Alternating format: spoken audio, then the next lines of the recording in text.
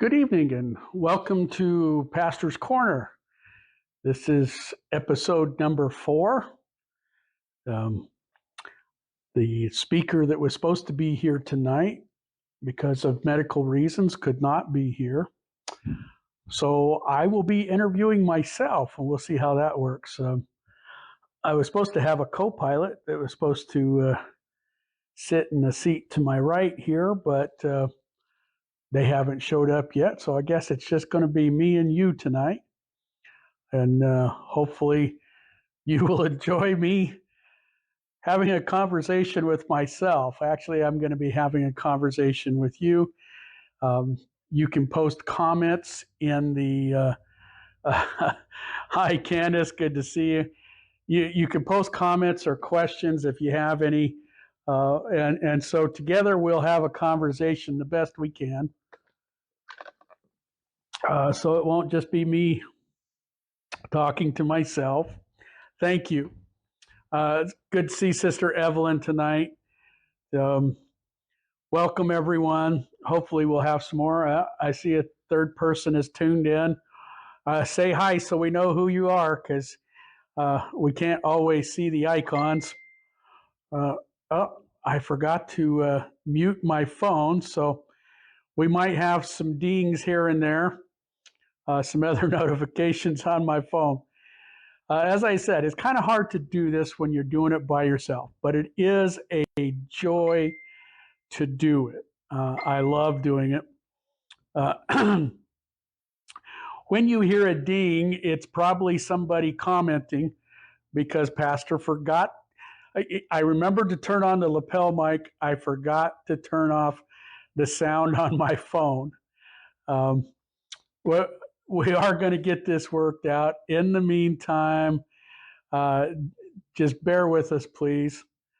Oh, I got a picture on the screen. I haven't seen that before. Hi. Wow. So many things that we can do with this today. 4 people tuned in now. That's wonderful. We want everybody that possibly we can reach with it and just have a good time. So tonight, as I said, since my guest couldn't make it, I will be interviewing myself for the most part. Unless you have some questions, you can ask me. And I'll start off and give you kind of my basic history. And then if you want to ask some questions, that'll be great. Or if you have some comments to make, please bear with my throat as well. I'm still trying to get rid of the residual chest congestion from my chest and head cold. So if I lose my voice, I might have to sign language or grab my phone and type. But we will figure it out. All right. Thank you for being here again. I'm going to go ahead and start. I'm going to tell you a little bit about my past and my backstory. And an hour it's not possible to sum up my whole life in 1 hour. For one, I've lived too many places, met too many people, done too many things, too many that I shouldn't have, but plenty that I should, in too many different states or countries, to just tell it all in an hour. But I'll try to boil it down as short as possible to fit within an hour. And who knows, my voice tonight may not last that long.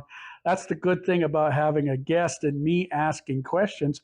They get to do most of the talking. And I don't have to worry that my voice is going to run out. Hopefully next week I will be feeling better, and this will go away. So for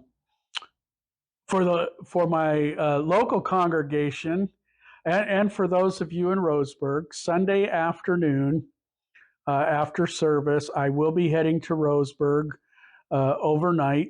We're celebrating my mother's birthday, and they wanted to have all of the kids there and the grandkids that were possible. So I'll be heading down there and then coming back probably Monday afternoon, Monday evening. So be in prayer with me over that for a safe and uneventful trip journey. I say uneventful, but I don't think there's a day in my life that there's not some kind of event that happens. And that's just the way I live my life. So I tell people, and I seriously mean it, I get up in the morning to see what kind of adventure today is going to be. And as I tell my story, maybe you'll come to understand why that is. I was born in Delano, California back in 1963 in the month of April. I was born into a Christian family. My parents were Christians. My father was a preacher.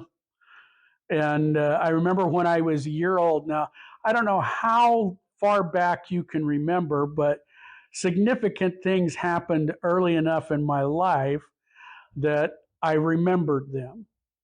And one of the things I remember was we had moved, and I believe it was to Bakersfield, California. And my dad was preaching. I can't remember I was one, so I can't remember if he was pastoring or just helping in the church there and attending the church.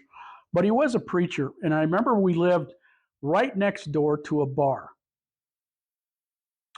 And at 1 or 2 o'clock in the morning, when the bar would let out, one of my earliest memories is the bar would let out and the drunks would be fighting on our front yard or our front porch. And there were a lot of stray cats in the neighborhood, and the stray cats would be fighting on the back porch. And my older brother and I, we just had a 2-bedroom. My younger sister, who was just barely born, I think she might have been born just after that. But my sister had her room, mom and dad had their room, and my brother and I, we slept in the living room on the sofa. And so it was kind of scary at a year old to hear the drunks fighting on the front.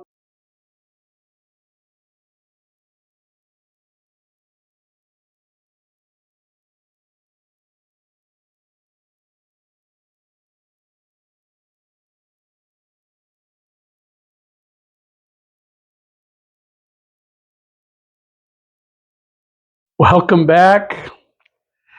Apparently, my phone decided to do an update and reboot. So here I was talking away, and my big screen monitor blinked out, and then my phone, the splash screen came up, and it restarted. So I apologize for that. Uh, we had 4 people, and we're doing really good, and that happened. You missed that, Todd. I was about 10 minutes into the live stream, and my phone did an update and rebooted. Right. So, welcome back, Sister Evelyn. Welcome back, Candace. I hope whoever else was tuned in will come back. A lot of times when we lose people in the middle, they don't come back, and I hate that, but it's what happens. So as I was explaining, when I was about a year old, we moved to Bakersfield, and we lived in a house where it was right next door to the bar. And at 1, 2 o'clock in the morning, when they would let out the drunks would fight on our front porch, and the stray cats would fight on our back porch.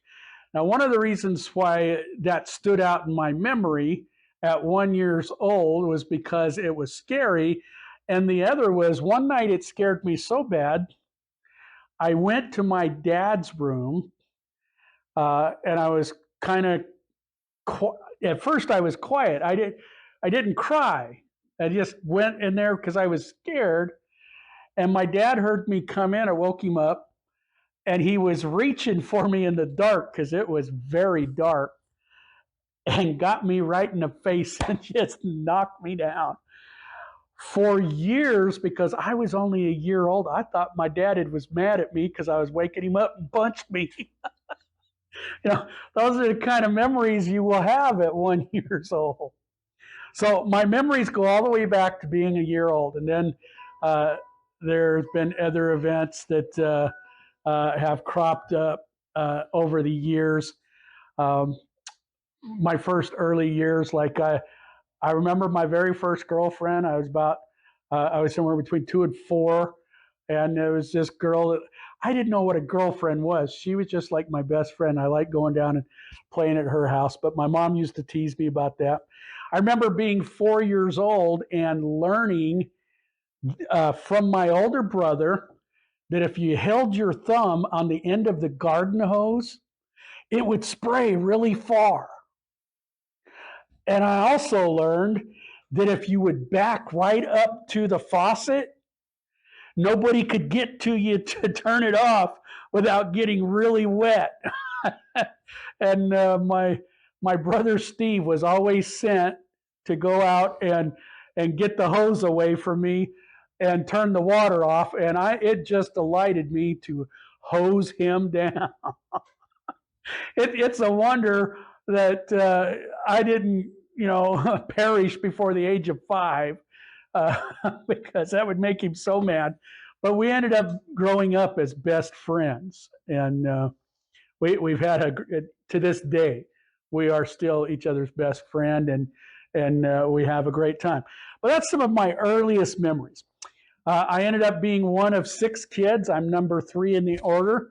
My older sister, who was here with us the week before last, is the first, and then my brother Steve is the second, and then me, then my sister Karen, and my brother Jeff, and then our youngest brother that is deceased, Mark. So one of 6. So we had a big family. Of course, I was the oldest of the 2 middle, and I was born ADHD. Now, we didn't know that back then. When I was born, there were words they used like precocious, bratty, trying to think of some of the others, but wild and things like that. We didn't have letters for it then in the 60s. And so I got in a lot of trouble growing up. You can believe that. And my dad, my parents believed in corporal punishment. And back then, all parents did. There were very few parents that did not. And it was not uncommon. In fact, it was quite common when you went to Sunday school. For your first few years, your parents would take you back your first couple of times to the Sunday school room, and they would tell the teacher or whoever you was sitting next to that if you got out of hand, they had permission to spank you. And they would take you to school, and they would tell the principal, and they would tell your teacher, if Brian gets out of hand, spank him. And my dad told me, and he told all of us, if you come home with a note and we find out you had to be spanked or got in trouble at school, it ain't nothing like the spanking you're going to get when you get home. And I know some people today that, would say, oh, that was child abuse. No, that was child rearing back then. And everybody did it. And you could tell the kids whose parents didn't do that, they're the ones that were flushing M80s down the toilet and blowing pipes out of the school, or stealing, or getting in fights, or doing drugs and doing those things. But the ones whose parents believed in corporal punishment, I mean, we still got in our share of trouble, but we would just look in awe at these children whose parents did not discipline them. And we couldn't understand it. It was hard for us to understand. But my dad was a discipliner. and my mom was also. My dad was a church planting minister. I was born in not just into a Christian home, but into the home of a church planting minister. Church planting minister. Someone says they will call up their state headquarters or their regional headquarters now and say, we don't have a church here. We live here, and there's not a church of God close enough to us to go to. And, we've been going to the Assembly or the Baptist, nothing wrong with those. But you kind of like to go to your church. When you've become a part of a church, you like to go to your church. And so they would put out a notice that somebody in that town, when there was enough, if there was like just one family, unless it was a big family, they would probably say, well, we don't have enough people locally there. But if you can get some more people who want to start a church, we'll send someone out there. And so they would call my dad, and we were in a church at the time that he had just got going. It was just paying its bills and starting to pay the pastor. But while he was building it, he had to work full-time jobs. He worked in apple orchards and in oranges. And I remember when I was 4 years old, they had just come out with, I had seen it on other people's TV because we didn't have one. We didn't have a TV in the house. In fact, I'm not sure we even had a radio at the time. But I turned 4 years old, and we had moved up to Washington. And I remember at 4 years old, I wanted, oh no, okay, the screen just went off. We're still here. My phone, the screen times out, but we're still recording. So that scared me after what happened earlier. But I remember seeing on TV G.I. Joe with the Kung Fu grip. And I don't know if you're old enough to remember that. It was the coolest thing on TV, wasn't it, Todd? I wanted one of those so bad. Yeah, and so I was asking, Mom and Dad for G.I. Joe with Kung Fu grip. Well, what I got was something plastic. It was a plastic bucket because it was bean picking season. And at 4 years old, I was old enough to go out into the field and help my family pick beans. And we were living in, I believe we were living in a camper at the time, a camper shell on the back of a truck. But we lived kind of like migrant workers. We didn't have a house or a parsonage. And so we went and picked beans. When that was over, we moved from the bean field to the strawberry field. Now that I liked. Okay. Now the grower, I don't think they liked it so much, because when I picked, I would go along with my mom and pick, and I was constantly in trouble because it was one strawberry for them, one strawberry for me. And she'd keep telling me, Brian, you can't keep eating those. Brian, you're going to get sick. And I did end up getting sick. I think I ate enough of them. I got sick, but I didn't care. And I to this day, I love strawberries, especially fresh like that, right out of the ground. And so that's kind of how I grew up. I grew up in apple orchards a lot of the time, or pear orchards, or picking oranges or cherries. We grew up harvesting crops of one sort or another. Usually it was produce. So we learned a work ethic early on. And we learned that money didn't come easy. Now, my kids and my second family felt really bad for me, because they knew the first time I ever owned a brand new store-bought toy was when I was about 5 or 6 years old. And we were living in just outside of Yakima, Washington, in a little place called Natchez. We were living on an apple ranch. We were living in cabins. and mom and dad, and my two younger brothers had just started coming along. So I was about 6 or 7 years old, uh, and my two younger brothers had just come along, and so mom and dad had a cabin, and my two little brothers, my youngest brother was just a baby, and my brother Jeff was about a year old, and they lived in the first cabin. The next cabin was my sister's. They had a pretty nice cabin. My two sisters lived there. And then me and my older brother Steve, we had the third cabin. And our cabin wasn't as nice as the other two.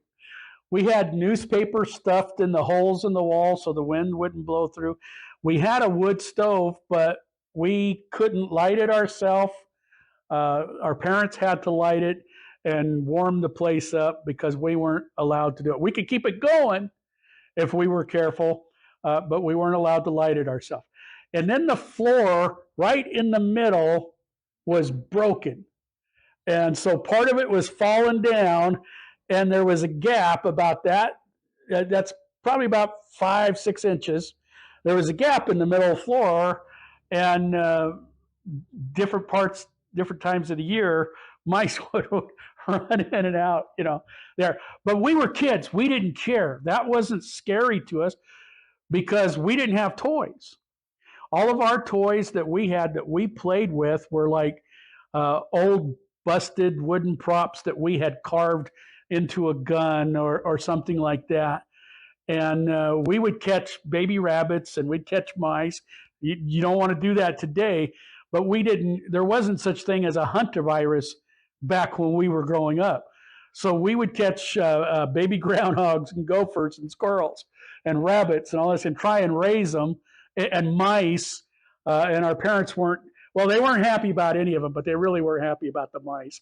And a lot of times they would make us take and get rid of them. But yeah, we raised so many mice and so many rabbits.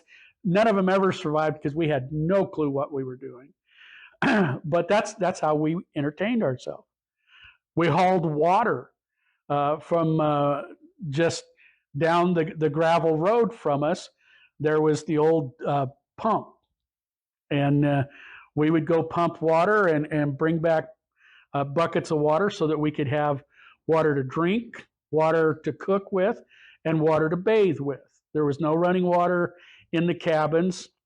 There was no plumbing, so there was an outhouse ever so often, and we used outhouses. And I know for some that's kind of a topic nobody wants to talk about these days, but that's how we grew up. We were poor. Back then, the idea of going to the bathroom inside your home was disgusting. That's how they thought. Well, that's what my dad said. By the 60s, for the most part, everybody had indoor plumbing. But when you're living on a ranch in migrant workers' quarters, they didn't have the luxury of that. I'm talking about like my dad's grandparents. Yeah. Now, back in my dad's day, that's true. You had to be well off to have a pump on the sink in the house, let alone a bathroom with pressurized running water. Yeah. So everybody grew up that way. So we were poor, but we didn't realize that we were poor. We had so much fun as kids. It wasn't so much fun when we would go to school and we would get teased, but we ran and ran and ran through those orchards and nobody worried about us. We went and caught minnows out of the irrigation ditches and the creeks and nobody worried about us. We did all of these things. There's a mountain right there on the ranch on the backside, and we would climb that mountain, my brother and I, and nobody worried about us. That's what kids did back then. And we had such a wonderful time. And there were times we hiked over the mountain and went further that we of course you always went further than you were supposed to, but we came home when we were supposed to come home. We knew when it was starting, when the sun was starting to get low, we knew we needed to get home. And so we would get home and everything was okay. Now, because we were always moving around, I was always the new kid in school. And there's a benefit and a curse to that. Number one, I don't have a hometown. Many of you listening now, uh, you have a hometown, a place where you were born, a place where you were raised. I was born in Delano, California. I've only been back since I was a year old one time that I know of, and that was passing through a few years ago. And I stopped and took a hospital or a picture in front of the sign for the hospital. And I don't think it's the same hospital that was there when I was born. So, but I just took the picture to prove, yeah, I was born. This is where. Uh, so I've never been back there. So I've never had a hometown. I've always been the new guy or the new kid. And so going to school, if you're the new kid, the girls all want to see how cute you are and go out with you or exchange love notes, depending on what grade you were in. And all the boys wanted to see how tough you were and wanted to fight. So there was that double-edged thing there. So I had to learn how to handle myself because even though I absolutely abhor fighting, I hate to fight. I hate to fight. I hate to hurt somebody. I hate hurting someone more than I hate being hurt, and that's why I hate fighting. Um, but I didn't like to lose either, and I didn't want to get beat up, so I had to learn how to fight. Over the years, I taught myself how to play guitar, and the way I did that was my brother had bought a guitar, but he wasn't using it, and so he gave me permission. We took it to the church, and I would take it back and forth to church, and I would play, and I would learn how to play the songs by ear, just playing the bottom two strings. And I got where I could play lead on two strings pretty well when one of the phenomenal guitar players who were on our worship team at the time, I remember I was just in the seventh grade. I just started in the seventh grade. And it was in Yakima, Washington. And this guy told my mom, you know, he's got a little bit of talent. You should pursue that. And so they went down and bought me a Mel Bay chord book to learn the guitar on, and I started learning chords. So my mom sat down with me, and she showed me the chord progressions. Chord progression is if you're in the key of C, then your two other chords, because most um, hymnal songs have only three chords. Some of them have four, some of them will have a fifth, but most of them have three, the old standard Red Book songs. And so she taught me that if you're in C, then your other chords are going to be G and F. If you're in D, it's going to be G and A. If you're in A, it's going to be A and G, and so on. And I learned to really loathe B flat. It's not that hard on the piano, but it's the hardest chord of the basic chords on a guitar. And so, if you want to see a guitarist wince, tell them you want to sing a song and tell them it's in B flat. You're going to see things that you never thought could cross a human face, because we just don't care for that. So I learned how to do that, and the guys worked with me, and so I learned. And now over the years, I've probably forgot more than I ever learned, but that's how I learned how to play guitar.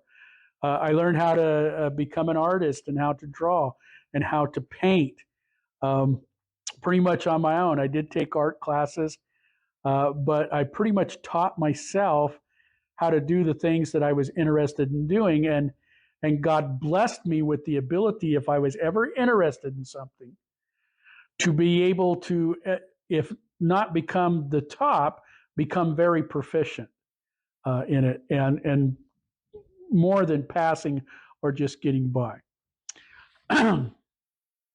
I graduated in Marshall, Arkansas in 1981. And then at the age of 20 in 1984, I went into the Army.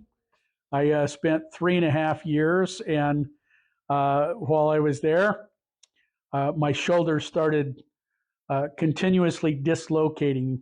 It got so bad that I would wake up and my shoulder would be dislocated, and I had to literally be yanked or kicked out of bed. It was so painful, I couldn't just get out of bed on my own. But if somebody yanked me or got behind me and shoved me with their feet, uh, I could put my shoulder back on my own. Well, then that started happening in exercises like swimming exercise in the pool, when I was putting my uniform on, things like that. So it got bad enough that they gave me a medical retirement discharge in which was finalized in 87, 88. And I got married the first time in 1987 after getting out of the Army. I was out probably, let's see, I got out in around January, February, I believe it was. By July, yeah, by July, I was married, and I was married for 18 years. I got divorced the first time after 18 years in 2005. Had a daughter who was 8 years old at the time. Now it's hard for me to believe. It has been quite a while. I got married the second time in 2010, and then divorced in 2014. And my son came from that marriage. And then I was married the third time and divorced after 151 days. Um, I have two children, my daughter who is 30, Karina, and my son, Cade, who is 16, who was just recently here visiting with us. Now, I had grown up in the church, so literally from the moment I remember anything, I remember hearing about Jesus and the church. So all the way back to 1 and 2 years old are my first memories of Sunday school or my mom taught Sunday school. And my parents were very devout, and they had prayer at home and everything. So I remember those things. I don't remember how old I was the first time I asked Jesus into my heart. But I do remember being ADHD, as I said, and having, because of the ADHD and just, well, if you've never had it, if you ever had it, you still do. Um, but if you didn't grow up with ADHD, let me explain what it's like. Your day will be going along just normal. And then all of a sudden, you will get a burst of energy. And you can't think of what to do with that energy. So the first thing that pops into your mind, you do. That's never a smart thing. Okay? Often it's quite dangerous. It's inevitably annoying, and you don't make a lot of friends with that. And you make teachers and administrators and parents and brothers and sisters and everybody else around you quite annoyed and upset with you when that happens. It could be something like get up and run around the room. Um, I got kicked out of Head Start before I even got into kindergarten. I got a suspension from Head Start, got kicked out because one day everything was going along normal.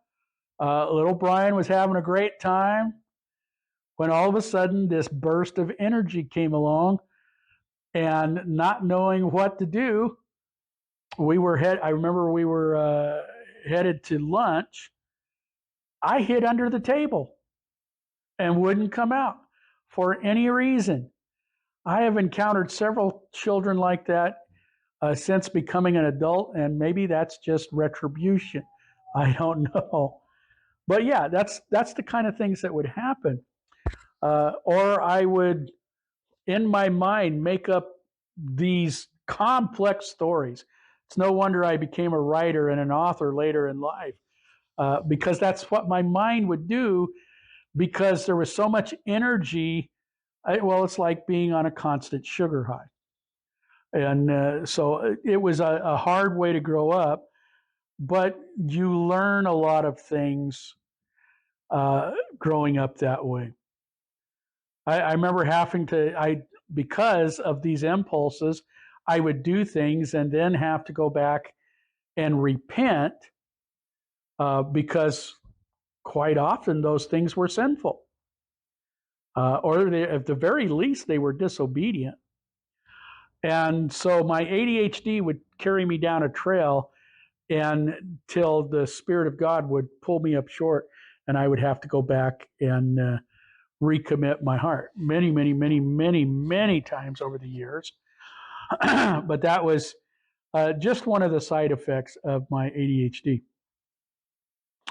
It was hard growing up a preacher's kid. And I'll tell you, there's one, the very first thing, it was probably obvious to everybody, is you can't do what everybody else can. And I mentioned that just a little bit ago. You have to watch your friends be able to go places and do things that you will never be allowed to do until you get up on your own. Um, their parents don't hold them to the same standard that your parents do. You have to always be an example. You have to always, you can't be the one always coming in with mud all over you. But guess what? Yeah, that was me.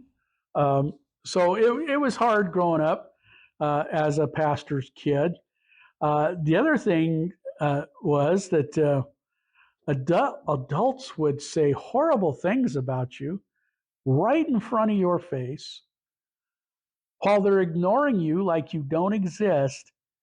And they will be agreeing with the person they're talking to about how horrible a child you are for a pastor's kid, and have no idea the emotional and psychological damage that they're doing to you, because they don't think you're old enough to understand.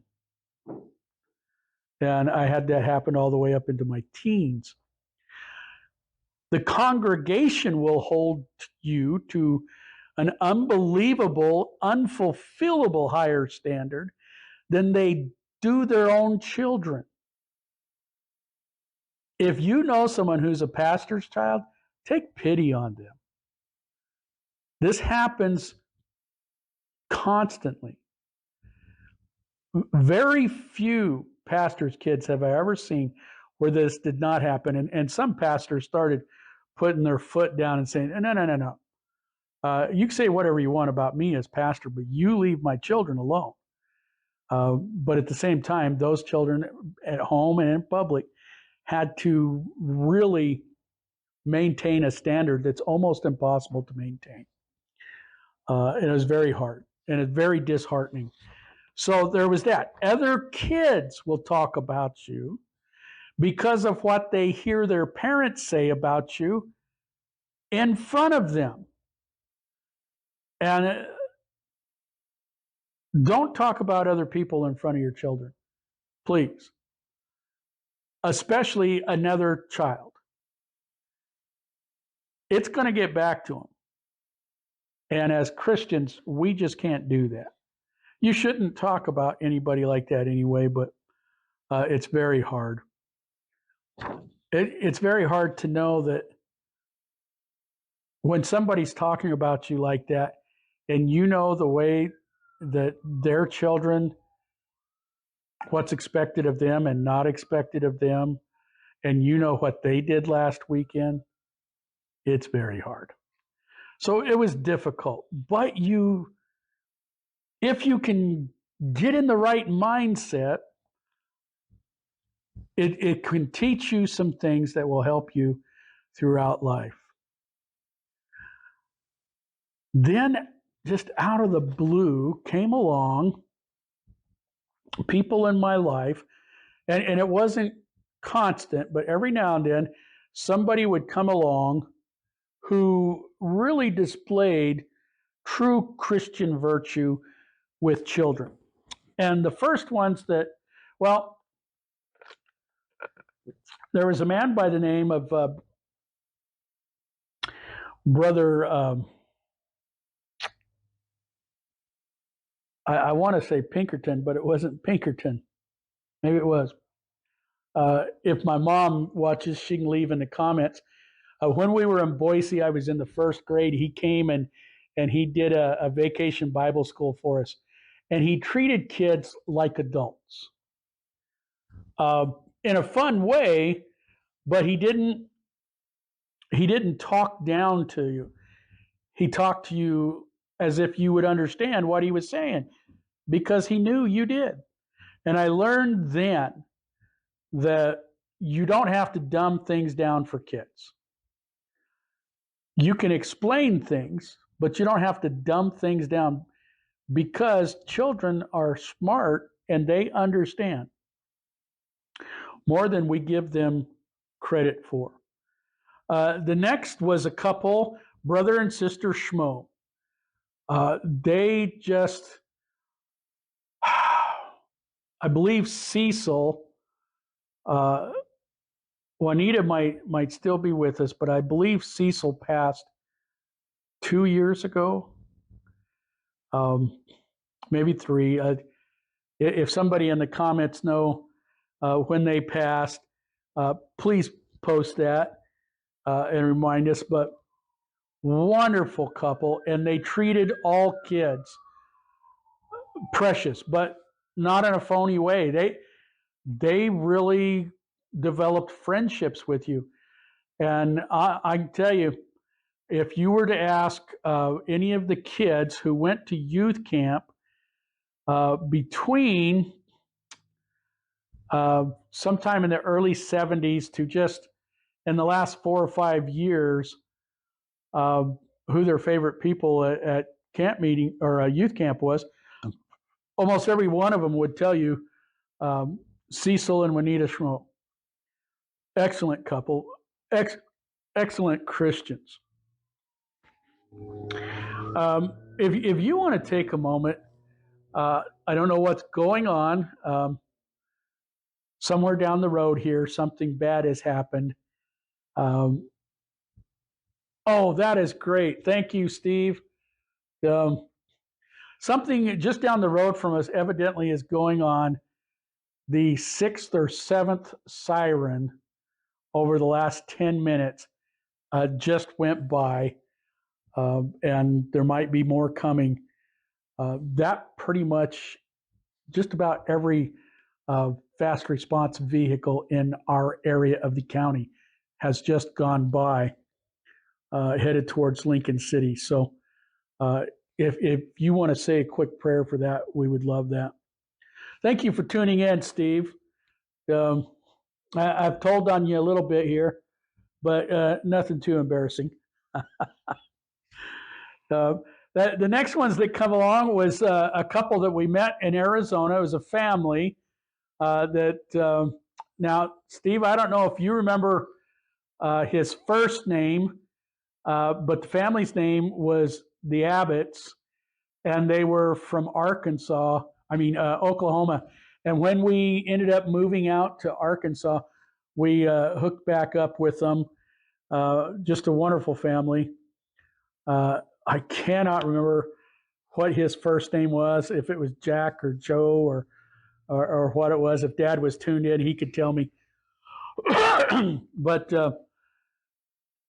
my very first offering that was taken up for me was taken up by this pastor. We stopped in, we were evangelizing. My dad stopped to preach him a revival, and during the revival, this man stopped everything, called my sister and I up to the front of the church, and put offering plates in our hands, and then took up an offering just for us because he knew how hard it could be on preachers' kids, especially when they're traveling and evangelizing. And everything's done for the parents and stuff. And I think in total, uh, I might have got $20. I think my sister got 10, maybe $15. But back in this day, this was back in 75, 76, that was a lot of money. Well, there went two more sirens.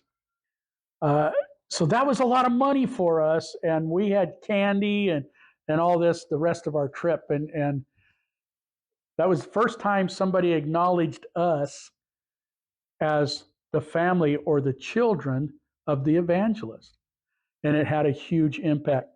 And then when we were completely moved to Arkansas, our district pastor's name was also Brother Abbott.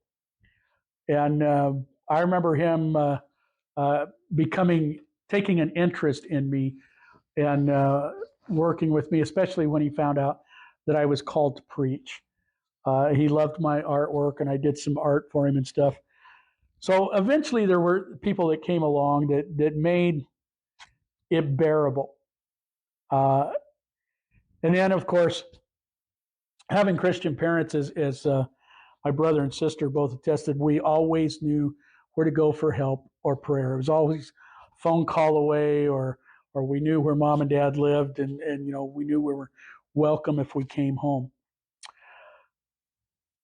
But between the time I left high school to the time I got out of the Army, I lived a pretty wild life, and my brother was a part of that. We were pretty wild. We were out there. We did some things that we should not have walked away from, but God had his hand on us and kept us. So in 1984, when I enlisted, I went in. I spent just over a year. Well, I spent 4 months in Kentucky.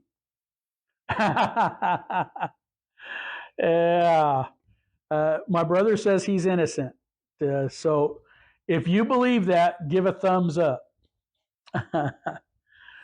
I went through basic training in Kentucky. I did my advanced training in Kentucky, and then I got transferred to Fort Carson, Colorado. And boy, I was having a blast, but I was not serving God. And then I got transferred to Germany. In 85, I went to Germany. In 19, you can't vote for yourself, brother. In 1985, when I went to Germany, I stepped off the plane, walked through the lobby, and we had a formation out front where they divided us up into the different transports to go to our units. And about 15 feet from where we had our formation was a big crater in the parking lot. What I did not know was that 3 days before I arrived there, the bomb had gone off. The car bomb went off in the Frankfurt airport parking lot on the GI side. And so that was kind of a scary thing. I got posted at Wildflicken, Germany, which is a former SS training camp. And it was a work camp for Polish people, somewhere between, I think it was 37 to 67,000 Polish people were buried there in mass graves, were literally worked to death building this camp. And I could if you want to know more about that, I'll tell you about it later, about that camp. But uh, when I got there, I got a girlfriend. And girls have got me in more troubles than anybody else or anything else. And it turned out that her ex-husband, cousin, was a member of the Red Army. If you're not familiar with the Red Army, in the 1980s, the Red Army was considered one of the top three, if not the worst, one of the top three worst terrorist groups in the world. And they were German. They operated in Germany, and they're the ones that set off that car bomb in the parking lot. A few months later, they set off the bomb. They bombed the Berlin disco. That was all the Red Army. And so this cousin got some of his friends in the Red Army, and they would follow me and my girlfriend around wherever we would go. And then they would tell him, and he would call her late at night, her ex-husband would, and tell her where we had been, what we had done, what we had talked about, who we had hung out with, all of these things. And it scared her, and she was living on post with an American service family. And she told them, and they reported it, and the Army wanted to send me home. Normally, it's automatic. You have no say. If you're being targeted by a terrorist group or had any contact with them, they send you home automatically because it's very dangerous. How I managed to beg my way out of that, I don't know. But they allowed me to stay in country. And so I stayed there. So that was a little bit scary. That was wearing on my mind. I'm a pretty good woodsman. I can sneak through the woods, and you won't see me, and you won't find me if I don't want you to. Well, let me say I used to. There's a little bit more of me to find now. A little bit harder to hide and camouflage. But that was it. And then things got really bad. Things, physical flesh and blood can scare you, but nothing physical flesh and blood scares me for very long. Okay? But one night I came in late, and I would always come in late. And I went to my room, and I got dressed for bed. I climbed into my bunk, and it was about 2:00 in the morning, maybe 3. And I don't remember why it had taken me longer to get home, but everybody else was pretty much in and asleep.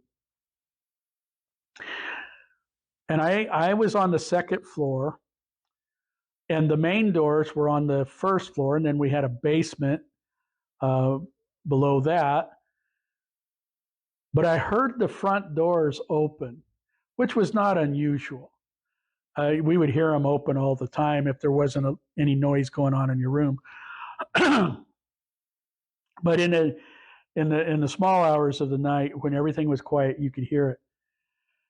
And there was you come through the doors, and there's stairs that go up to the first floor, and then the stairs turn and go up, and then turn again and go up to the second floor. Well, at the top of the first floor stairs, a big metal desk sits right in front of those stairs. And what they call the charge of quarters, Sister Evelyn will know what the CQ is. She's a former service person. The CQ sat behind that desk, and in almost 2 years stationed there, I never once heard somebody come in and walk up those stairs without whoever being on duty as the CQ, the charge of quarters, greeting them, saying, "Hey," or "How are you?" or something, and sometimes having a conversation. And sometimes it was rather loud, and you couldn't always understand what they were saying, but many times you could. But I heard the footsteps come up those stairs, and the CQ never said anything. And then I heard them turn and come up the next set of stairs, and then up the next. I heard them walk down the hallway to my door, and my door was locked. And I didn't hear the doorknob turn. Nobody used the key. Now, I had roommates, but they were sleeping. And I heard the footsteps come in and come to the foot of my bed. And then the spirit that was standing there, which I could not see, began kicking the foot of my bed. And so I would start praying, oh God, please forgive me. Please protect me. Keep your hand on me tonight, until that would stop. And then I could go to sleep. That happened night after night after night after night for month after month, until finally my medical discharge came through and I got sent home. My first night home, I didn't wait for the next day. My first night home, I was staying with my older brother, Steve,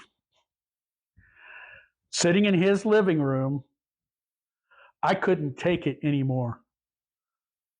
I gave my heart to the Lord, and I got saved right there. I was not going to allow that thing to follow me home. Since then, I've had several spiritual experiences like that, some even greater. I've seen miracles happen. My brother and I together laid hands on a child with a spina bifida and watched and felt as under our hands his spine began to straighten out. So many miraculous things. I know God still does miracles, and I expect them on a daily basis. Well, as I told you, an hour would not be enough time. It's not enough for the notes that I have here. But I would like to close with the things that, if there was something that I would like a new Christian to know and understand and learn. Number one is, you are responsible for your own happiness. Nobody else is responsible for making you happy. You are responsible for your own happiness. And the second thing is, happiness is a choice. Happiness is not a state of being. It is a choice that you make. If you don't believe that, come in and ask me. We'll talk, and maybe in a different broadcast, I'll explain how I know that to be true. I've proved it to be true in my life.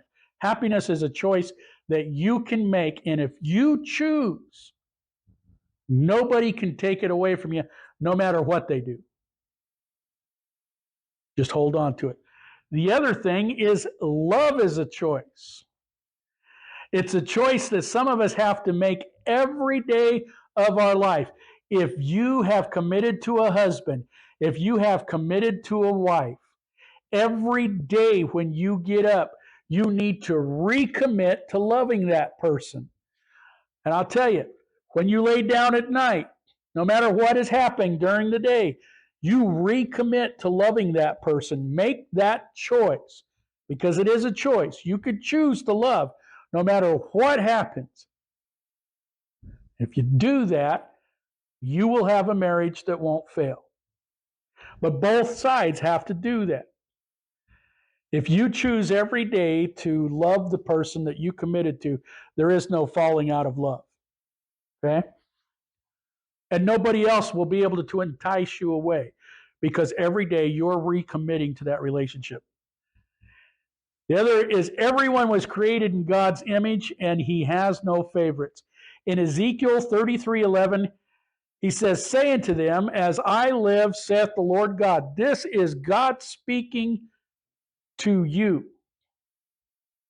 I have no pleasure in the death of the wicked, but that the wicked turn from his way and live. Turn ye from your evil ways, for why will ye die, O house of Israel? That's God speaking to us. It's not him choosing between us and them. It's us choosing him and holding to it. And if we do that, there is a life, there is a change, there is a blessing and a grace that comes with that. But when we ask God to choose between us and someone who is doing us wrong, then God has to judge us just like he's doing them. So understand that everyone was created in his image. My favorite attribute of God is his patience and love. Without it, I would have been gone a long time ago.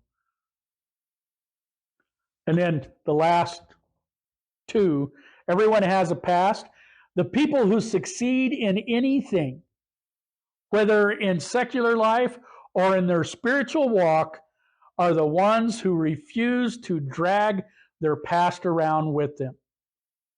They put it where it belongs in the past, and they become a new person, and they're always looking forward and not back. You will be successful. My very last one, I don't know who this is for, but I think we could all use to hear this from time to time. No matter how long or how far you have run away from God, you are always just one word, one name away from salvation and deliverance. Whosoever calleth upon the name of the Lord shall be saved. We marvel sometimes that a person was saved just by yelling out, Jesus! Whosoever calleth on the name of the Lord shall be saved. No matter how far you've gone, one word, one name to begin to walk back with Jesus. As always, it's been good to have you here for our conversation. This was a conversation with me and you. And hopefully next week we're going to have another live guest that we will be interviewing. Hi, Mom. And hopefully next week we won't have the technical difficulties we did this week. I can't believe 10 minutes in my phone shut off and we had to restart everything, had to get the phone restarted. But everything worked out to God's glory.